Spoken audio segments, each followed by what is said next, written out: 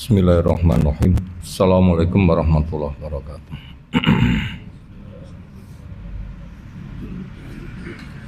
Alhamdulillahirabbil alamin.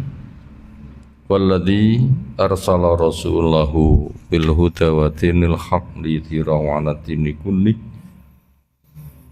Wa kafa billahi syahida wa asyhadu an la ilaha illallah wahdahu la syarikalah. Wa asyhadu anna Muhammadan abduhu wa rasuluh.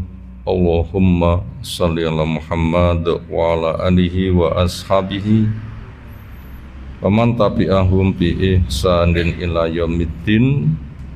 Ya ayyuhan nas ittaqu rabbakum alladzi khalaqakum min nafsin wahidah wa khalaqa minha zawjaha wa bassa minhuma rijalan katsiran wa nisaa'a wattaqullaha alladzi tasaaluna bihi wal arham innallaha kana 'alaikum raqiba wa ba'd.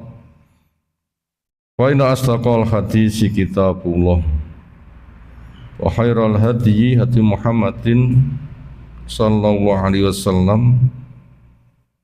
Syarrul umuri muhdatsatuha fa inna kulla muhdatsatin bid'ah wa kulla bid'atin dhalalah wa kulla dhalalatin finnar. Ayol ikhwah akramanallahu subhanahu wa ta'ala. Materi pertama yang kita kaji pagi hari ini Syarhus Sunnah, keterangan apa itu as-sunnah. Sunnatur Rasul, itulah al-Islam. Masuk pada pembahasan poin yang ke-91 tentang hukum nikah mut'ah, tentang istighlal, hukumnya muhallil dan muhallal lahu. Kalau mu'alif rahimahullah ta'ala, wa'lam, ketahuilah annal mut'ata, sesungguhnya nikah mut'ah, maknanya mut'atan nisa, memut'ah kepada perempuan, wal istighlala, dan ketahuilah sesungguhnya istighlal hukumnya muhallil dan muhallal lahu, orang yang bekerja bikin makar agar halal. Semula enggak boleh, dimakar agar boleh, dan yang diberi manfaat akhirnya dia semula terhalang, sekarang jadi boleh. Hukumnya adalah haramun haram ila yaumil qiyamah, sampai hari kiamat. Untuk pembahasan ini tentunya kita melihat rangkuman global tentang alam pernikahan. Dan pembahasan yang ada itu di antara pojok pembahasan dari luasnya tema pembahasan tentang nikah. Kita awali apa makna nikah secara istilah dan secara bahasa. Secara bahasa dan istilah. Nikah secara bahasa apa maknanya? Alat jima. Itu makna bahasa nikah adalah alat jima. Yaitu perbuatan laki perempuan menyebabkan terjadinya kehamilan dan berikutnya. Kasusnya khitan ketemu dengan khitan. Itu makna bahasa. Makna istilah adalah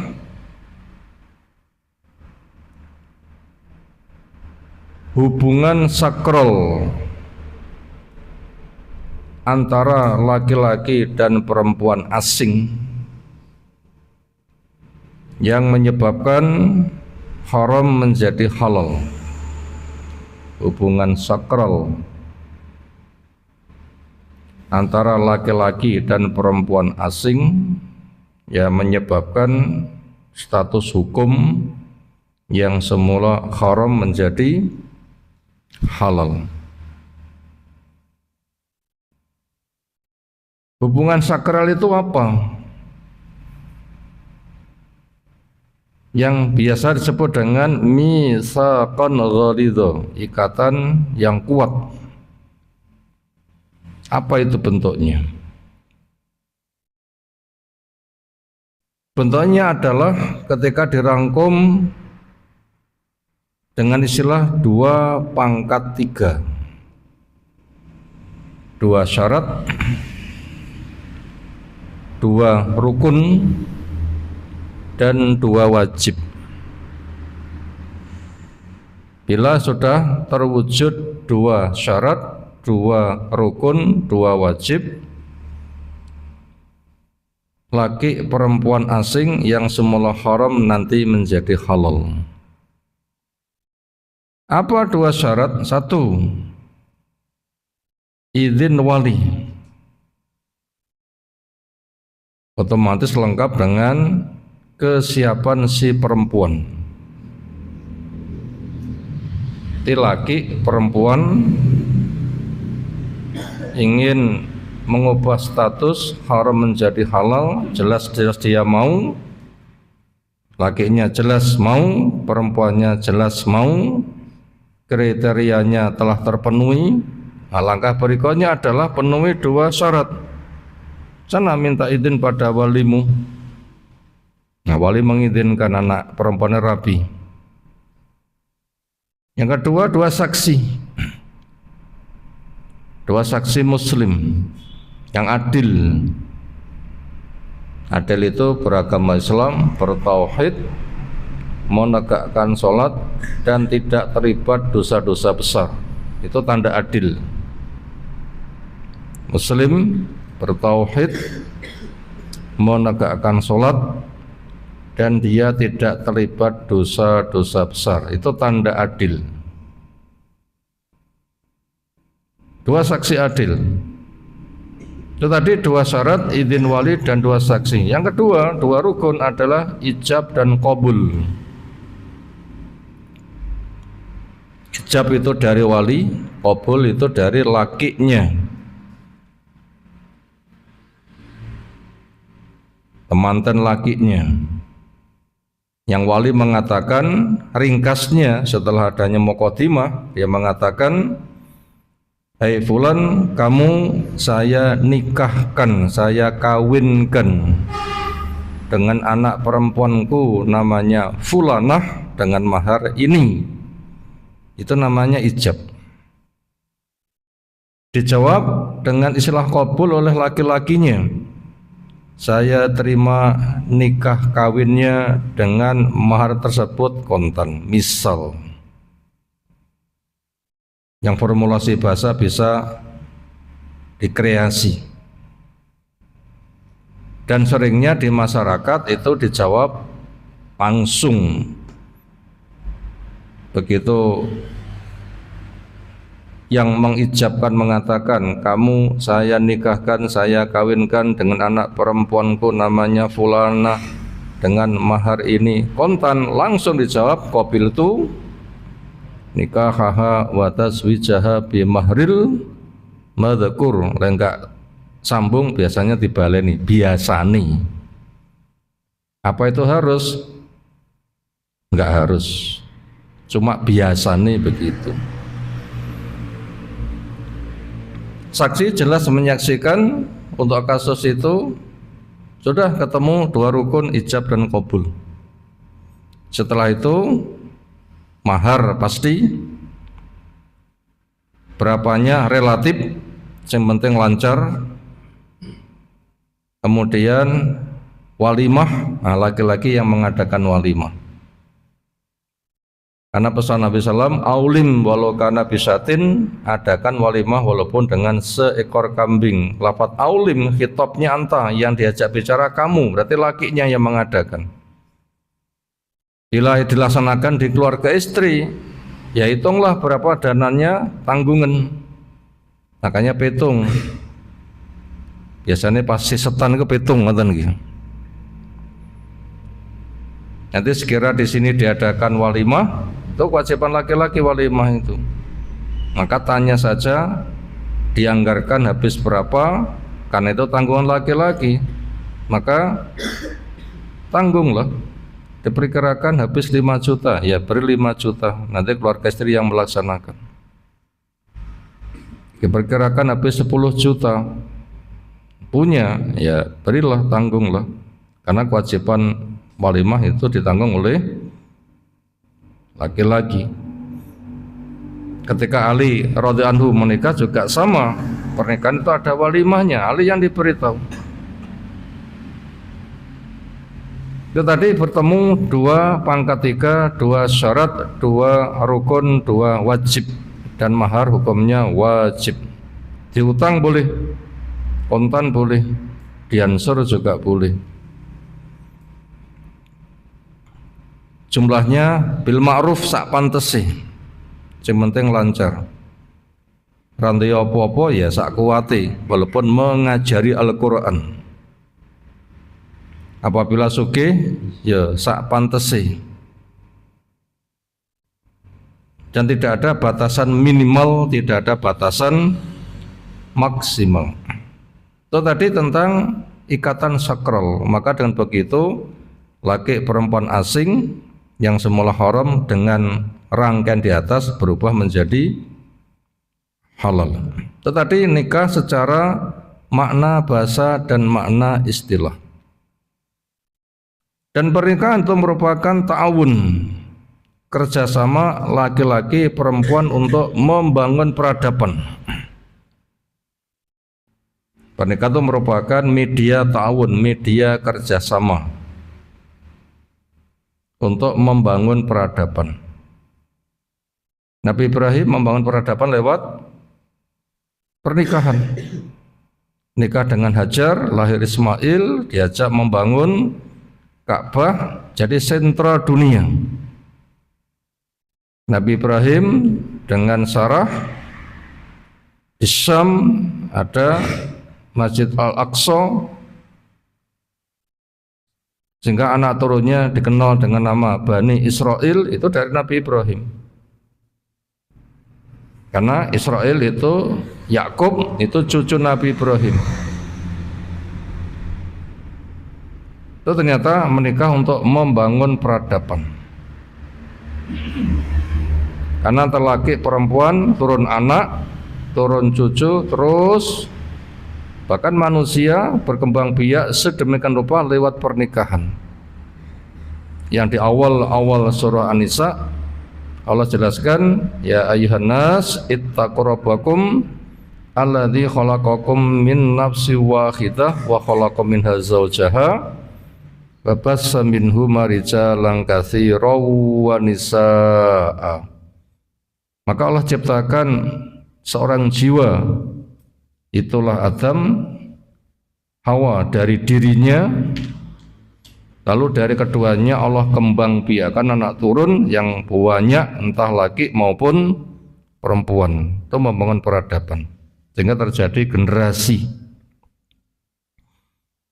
sehingga kebaikan orang tua dilanjutkan anak, terus dilanjutkan cucu, terus dilanjutkan buyut, sehingga manfaatnya untuk silih berganti berestafetnya dakwah, karena manusia dicipta untuk beribadah. Yang diemban orang tua dilanjutkan oleh anak, dilanjutkan cucu, itu dakwah. Yang fadilahnya, siapa dari silsilah keluarga yang mendapatkan derajat tertinggi, anggota keluarganya tidak putus keislamannya, seolah mukmin, maka akan diikutkan siapa yang berderajat paling tinggi. Pake derajate 90, anake turun karek swidak, cucune naik jadi 80. Terus pokoknya tidak putus keislamannya. Maka ketika dikumpulkan di akhirat, nanti siapa yang punya derajat paling tinggi semuanya akan terangkat. semuanya akan terangkat. Tapi apabila putus oleh kemurtatan, kekafiran, ya putus. Semisal Nabi Ibrahim putus dari bapaknya, anak bapaknya kafir. Nabi kita putus dari bapak pamannya, walaupun Abu Thalib membela habis-habisan tapi tidak berislam, ya putus. Tapi selagi nggak putus nanti akan terangkat tinggi-tinggi sebagai penghormatan kepada orang yang berderajat tinggi. Nanti akan disusulkan. Allah menjelaskan waladina amanu wattaba'athum dzurriyyatum bi iman alhaqna bihim. Alhaqna kami susulkan. Kami susulkan. Itu nikah itu merupakan mitra kerjasama saling tolong laki perempuan untuk membangun peradaban. Makanya yang semula pisah menjadi kumpul. Lalu bagaimana hukum orang mempermainkan pernikahan seolah menjadi ladang para penikmat syahwat dari satu ladang ke ladang yang lain. Tanakul min madatis syahwat ila madatil khara, berpindah dari satu ladang ke ladang yang lain. Istilahnya kawin cerai, kawin cerai, kawin cerai. Maka orang yang nikah niatannya seperti itu termasuk enggak masuk kriteria dari makna nikah itu sendiri. Karena nikah itu mitsaqun ghalidz, bukan media perpindahan ladang syahwat. Sementara mut'ah itu termasuk bagian dari perpindahan dari ladang syahwat ke ladang yang lain. Istihlal, rekayasa pun juga memiliki makna yang sama. Atau mungkin juga lakinya punya niatan cerai sementara perempuannya tidak tahu. Pemahaman perempuan wajarnya nikah membangun peradaban, tetapi diputus di tengah jalan nanti bisa stres, lebih bahaya lagi. Kemudian di dalam Islam menghendaki ma'ruf, kebaikan. Ketika kumpul yang baik, ketika pisah yang baik. Ada ketetapan imsakun bima'rufin au tasrihun bi ihsan. Sekira memang bisa dikelola dengan baik, bila terpaksa pisah juga pisah dengan baik. Intinya tujuannya kumpul yang baik. Kenapa? Karena semula pisah. Bukan pisah niatan untuk kumpul untuk pisah, aneh. Semula pisah untuk menuju kepada kumpul. Maka dengan demikian cerai tidak ada alasan syar'i, barang halal yang paling dibenci. Tidak ada alasan syar'i cerai, barang halal yang paling dibenci.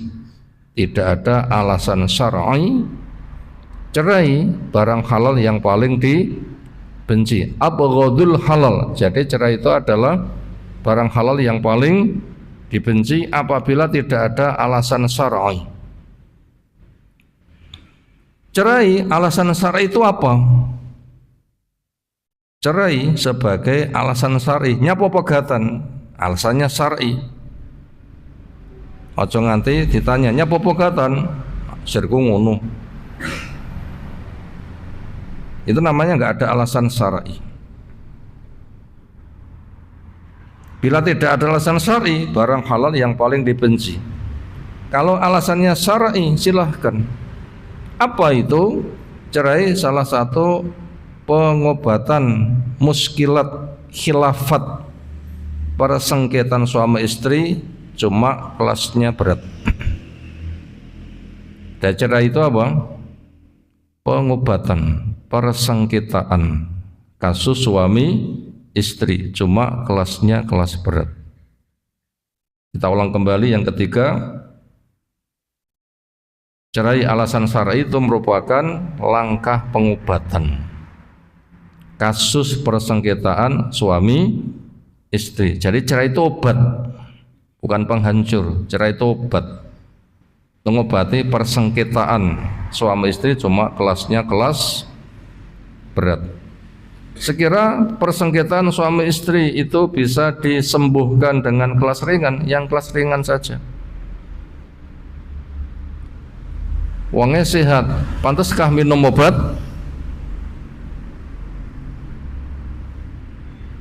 Ya ndak pantas ya.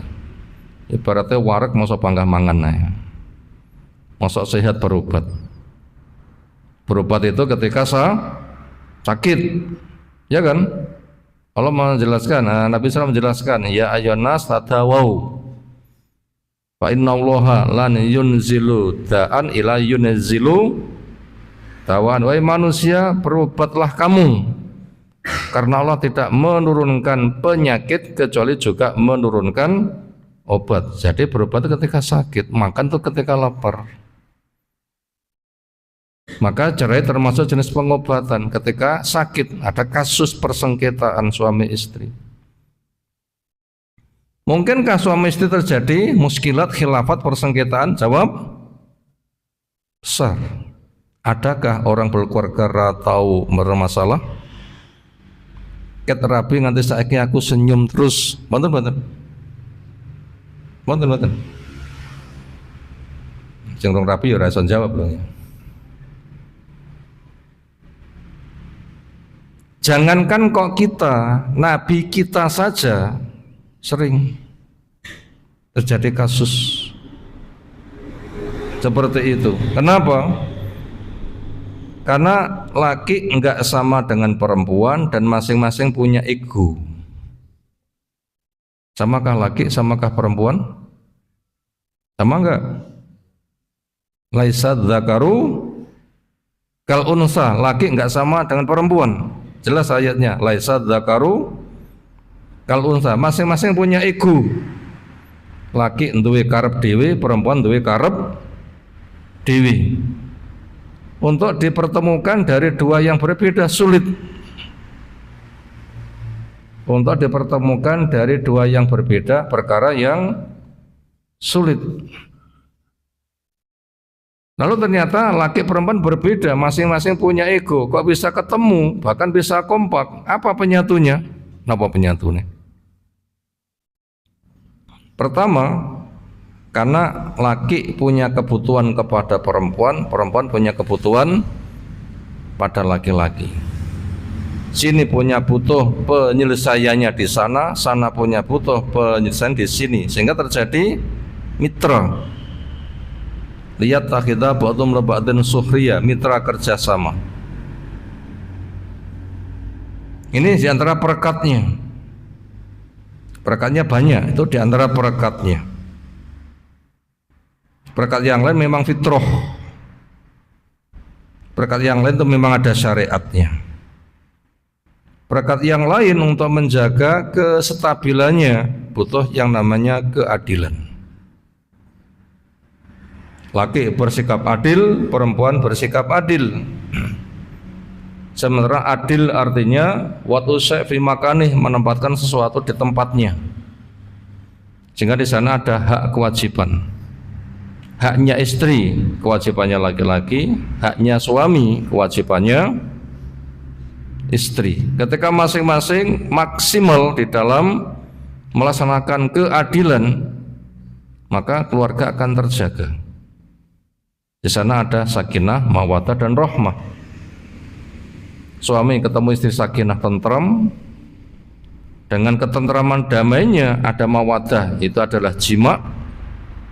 Jima' bila tidak sakinah ya enggak mendapatkan pencapaian. Nanti dengan mawaddah jima'nya punya fadilah rahmah anak. Jadi sakinah dulu, tentram dulu. Bila sudah tentram, podo semnenge, podo butuhe, nanti ada mawaddah, mawaddah itu jima'. Itu perekat yang luar biasa, jima'. Ketika masing-masing berada pada puncak fadilahnya, seolah dunia milik kita berdua, itu mawaddah. Nanti berbuah rahmah, rahmah itu anak.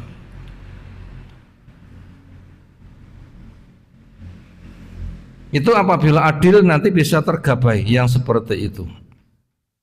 Kemudian persengketaan suami istri itu ketika keadilan mulai bergeser. Mungkin suami yang zalim atau istri yang zalim. Mungkinkah suami zalim? Mungkin betul. Oh, besar. Mungkinkah istri zalim? Sami.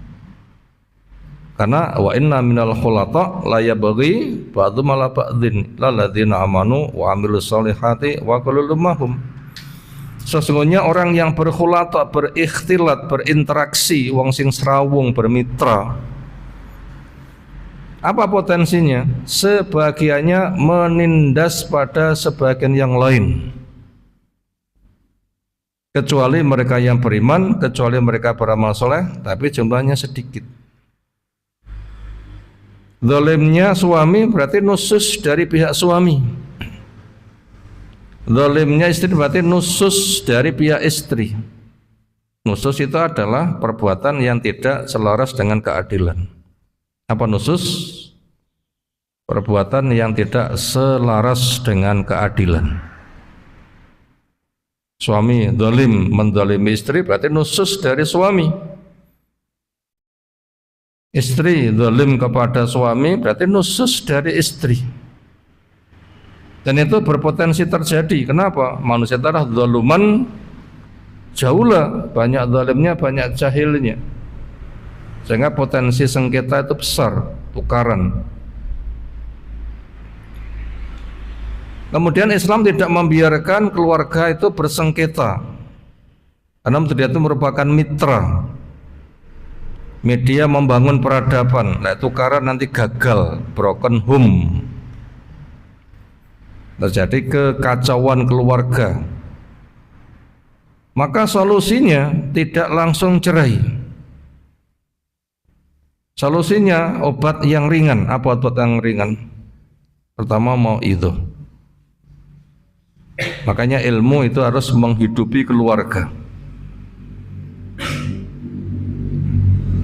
Apabila mau itu tidak mempan, pisah ranjang, tidak jima. Apa pisah ranjang maknanya? Tidak jima. Satu rumah tapi enggak jima. Sehingga nanti akan tersadarkan, nyapo berumah tangga kok enggak jima. Nanti biar istri tanya. Bahkan nanti bisa sumpah ilah, sumpah sekian waktu tidak jima. Karena Nabi SAW ketika mendidik istrinya belum lurus itu sumpah ilah, sumpah untuk tidak mendatangi mereka, sehingga ada isu cerai, sehingga menyebabkan wong tua so geger anaknya dipulangkan oleh suaminya.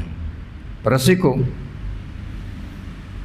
Umar so ngamuk-ngamuk ketika istrinya enggak beneh, sampai dimarahi oleh suaminya, itu oleh Nabi SAW. Nanti apabila sadar, ya sudah selesai. Bila dinasihati gak mempan, bisa rancang gak mempan, ya pukulan pelajaran. Apa bentuk pemukulannya? Cambuk atau tongkat digantung di tembok. Nanti istri biar tanya, nyapa mas, kok ada cambuk tongkat di sini? Ya pantasnya ngepuk sapi. Nanti sapi ini, yo ngilik ini sampan kuwi, omongnya angel. Bisa ranjang ratedas. Pengen dadi sapi popi, moh aku. Ya aja angel-angel ngono kuwi. Lek malah berangkang, moh ki lho sapine kepukono kuwi, angel diobati lek ngono gitu ya. Nah, bila angel diobati malah berangkang ki lho kepukono sapine. Dinasihati malah membangkang. Itu sudah 3 langkah. Makanya langkah yang keempat dikumpulkan 2 wakil keluarga. Wakil suami yang paling bijak, wakil istri yang paling bijak, tahu masalahnya, 2 wakil berembuk cari solusi. Bila 2 wakil mentok, gak bisa dikumpulkan, rembukan berulang gagal. Baru di situ langkah berikutnya yang kelima itu terjadi cerai. Terjadi cerai. Cerai pun juga full adab. Nggak boleh sembarangan memutuskan kamu saya cerai. Jangan, ada langkah-langkahnya. 1, 2, 3, 4 kerjakan dulu. Makanya orang yang marah polak mengatakan kamu saya cerai tidak sah. Istri sedang haid putuskan cerai tidak sah. Tadi malam jima, paginya ada tengkar, putuskan cerai tidak sah. Karena cerai itu harus berada pada kondisi istri siap dicerai untuk mampu menempuh masa iddah. Gak gampang cerai itu. Nesurang nek timpa cerai tidak sah. Istri sedang haid putuskan cerai tidak sah. Tadi malam jima, pagi harinya taukaran, kamu saya cerai juga tidak sah. Itu pun juga harus ada saksinya. Nggak boleh bila diputuskan cerai itu dengan langsung cerai 3, nggak boleh. Makanya apabila cerai harus dipastikan istri siap menempuh masa iddah. Apa unsurnya istri siap menempuh masa iddah? Satu, bila hamil boleh dicerai sehingga nanti masa iddahnya bayi lahir. Bila tidak hamil sudah tidak haid boleh sawayah-wayah, nanti masa iddahnya 3 bulan. Apabila tidak hamil dan juga masih produktif, masih haid, itu masa iddahnya 3 quru. Makanya ketika mencerai dalam keadaan bersih dari haid yang belum jima. Bersih dari haid yang belum jima. Jadi nunggu dulu kapan haid. Ketika sudah haid selesai masuk masa bersih belum jima baru putuskan cerai. Sehingga quru depan, haid depan quru 1, haid depannya quru 2, haid depannya quru 3. Gak gampang kan? Itu pun juga dipersaksikan, wasyidu dzawai adli minkum. Kemudian dari cerai 1 itu suami tidak boleh ngusir istri, istri tidak boleh minggat. Makanya suami istri tetap satu rumah. Anak jangan sampai tahu jadi korban, jangan. Kasusnya begitu. Harapannya nanti apabila sehari, 2 hari, 3 hari akhirnya sadar, kemudian mereka rujuk. Rujuknya gampang. Sekarang kita rujuk, sudah langsung jima, podo kangene, selesai jima mandi, cari saksi, aku saiki wis rukun neh, selesai. Kasusnya seperti itu. Dan itu sudah terikat dengan cerai 1, sekarang sudah rujuk dari cerai 1. Rujuk, jima, cari saksi, selesai. Nggak ada nikah baru. Kasusnya seperti itu. Kenapa? Karena rujuknya di masa iddah. Itu tadi tentang gambaran cerai itu merupakan pengobatan. Sudah kita sampaikan bagaimana hakikat dari perceraian. Dan tidak banyak orang yang cerai itu syar'i. Seringnya orang cerai itu adalah gak kuat, ngempet, emosi. Belum tentu mereka telah didalui oleh langkah-langkah yang ada. Setelah kita lihat permasalahannya demikian, mut'ah itu apa? Mut'ah itu adalah bahasa gampang kawin kontrak.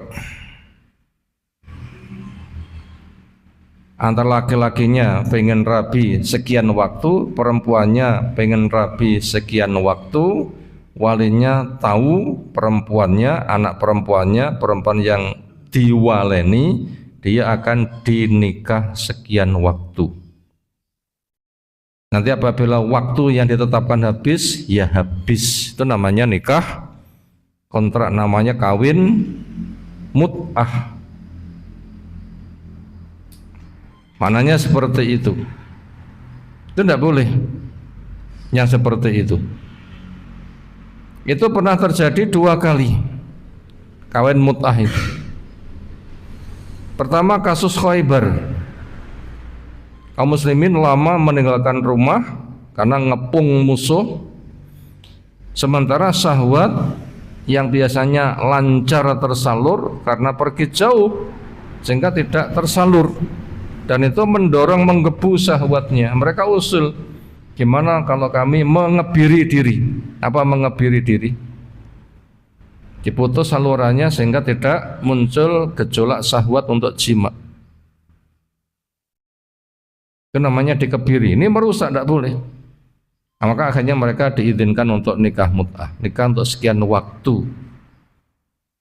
Setelah itu diharamkan.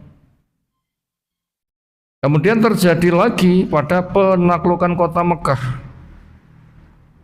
Juga kasusnya sama, syahwat menggebu mereka usul untuk mengebiri karena enggak kuat. Dan orang itu sudah terbiasa jima, lalu disapih.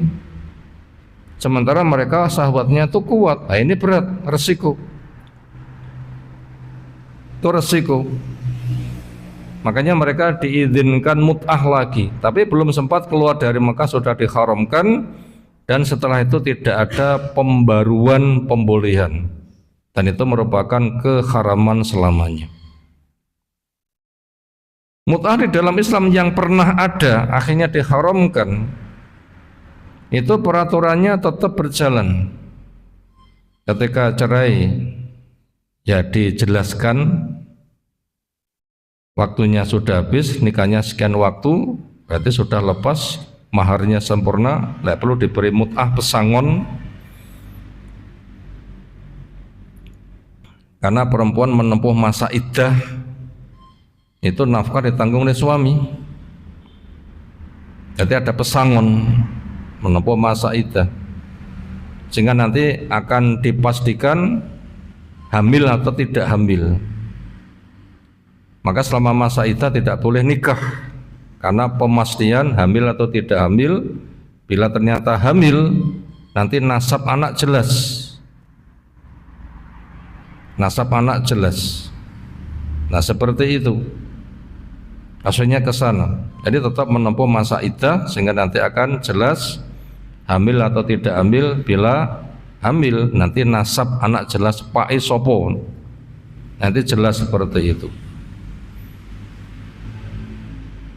Itu pernah terjadi 2 kali mut'ah, setelah itu diharamkan dan tidak ada peristiwa lagi. Berarti untuk itu disimpulkan ulama sepakat bahwasanya nikah mut'ah itu haram selamanya. Lalu ada mut'ah yang lain yang paling mengerikan, nomo. Ada mut'ah lain yang paling mengerikan, nopo. Mut'ah wong Syiah. Mut'ah wong Syiah itu tetap diberlakukan. Padahal itu sudah diharamkan selamanya, tapi tetap dilegalkan.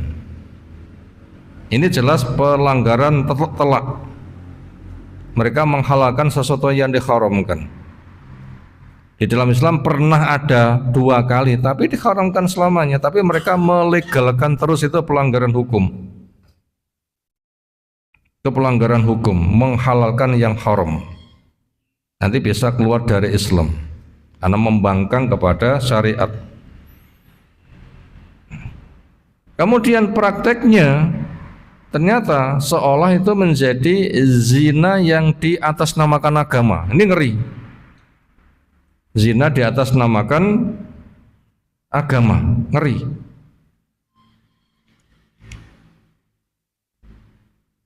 Dan itu tidak ada masa iddah. Begitu disepakati nikah 3 jam, habis. Setelah itu nanti perempuannya mut'ah lagi boleh. Sedina so nikah ping pinten? Berulang.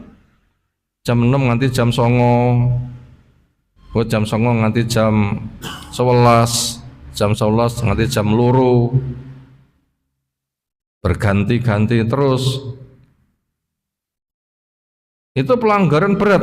Sudah di barang haram dihalalkan, nggak ada masa iddah. Habis rabineh dikala itu. Dan sebagian tempat itu memang ada penampungan para perempuan yang siap untuk dinikahi mut'ah. Laki datang milih, wes gawanyang meja pernikahan. Ditanya berapa waktu? 3 jam. Ini kahne 3 jam. Ditanya tok gawa mulai atau sewa kamar, dan seterusnya. Selesai balik nih. Nanti perempuannya setelah itu nanti ada yang cari lagi, boleh nikah lagi.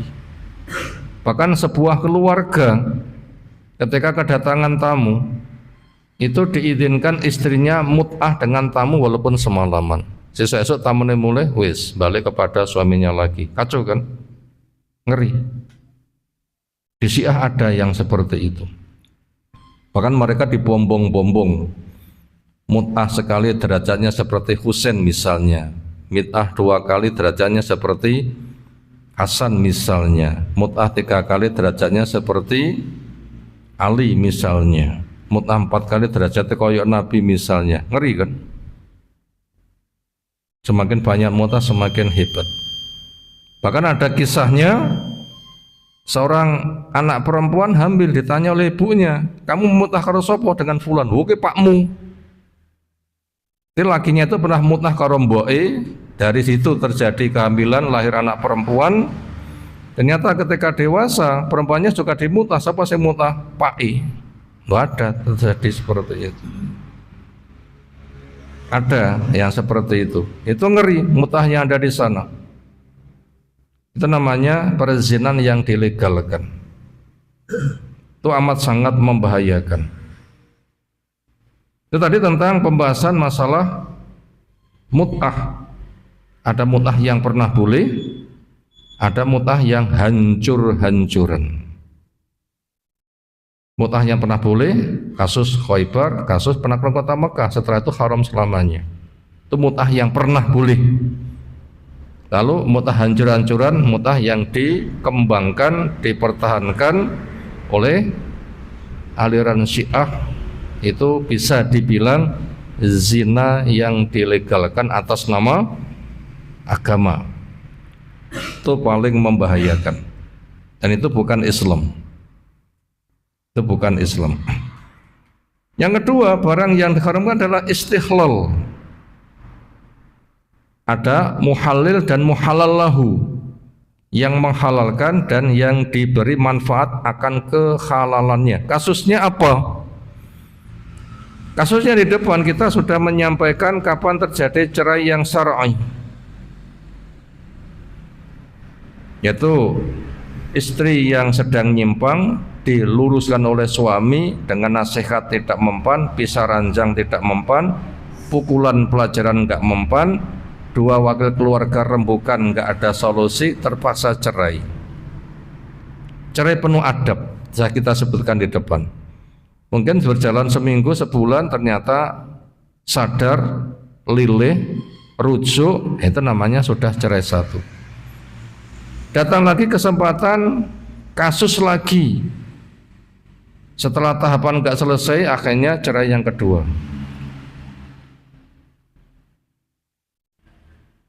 Ketika sudah rujuk dari cerai yang kedua, kapan lagi begitu ada kasus juga sama.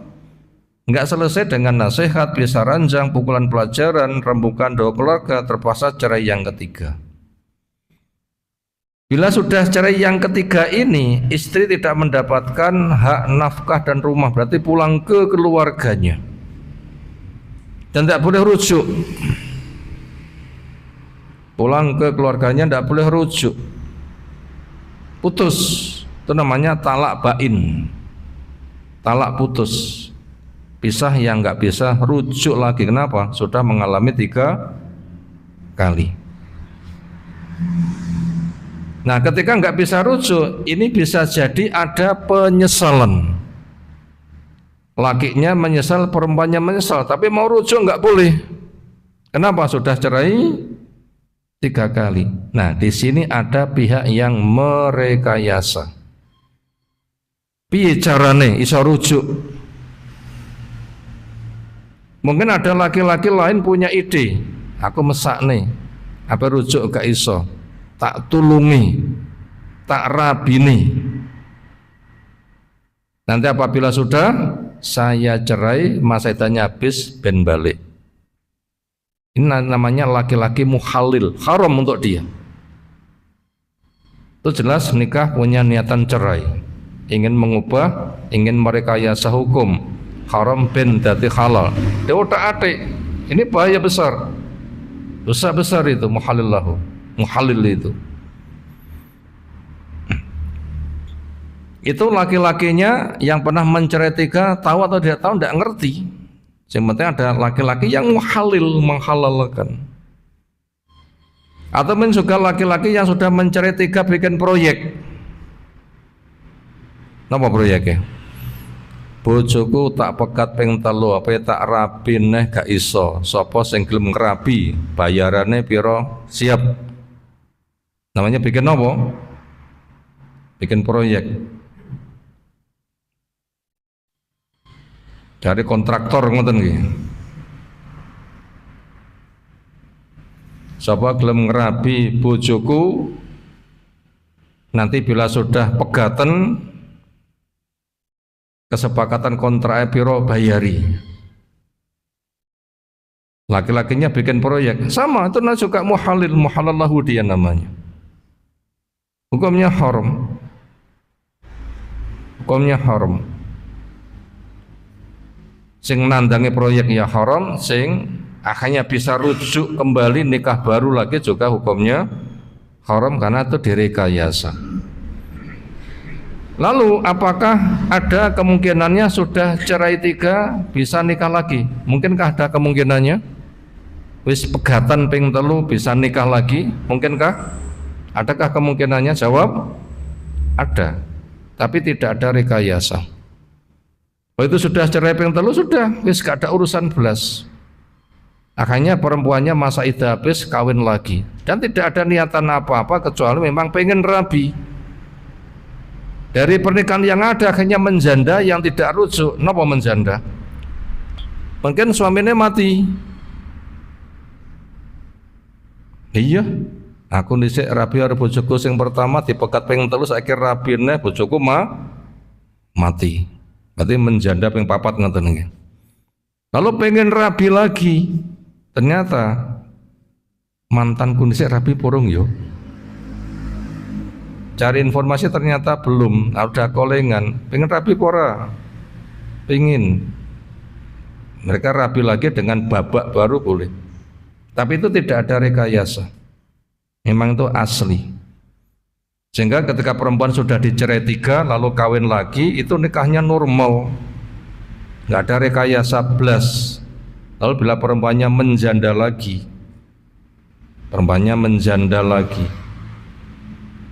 itu baru boleh untuk nikah dengan suami yang pernah mencerainya 3 kali.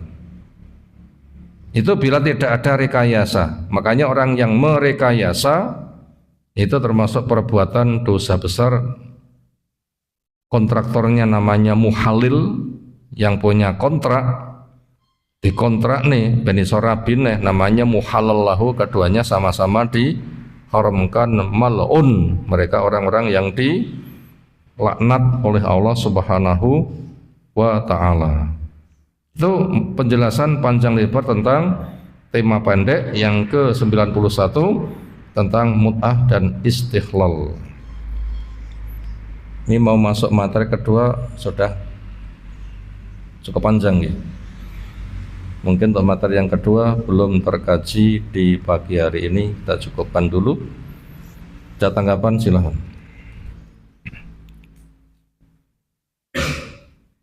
Sekiranya enggak ada, kita cukupkan. Subhanakallahumma bihamdika asyhadu an la ilaha illa anta astaghfiruka wa atubu ilaik. Assalamualaikum warahmatullahi wabarakatuh.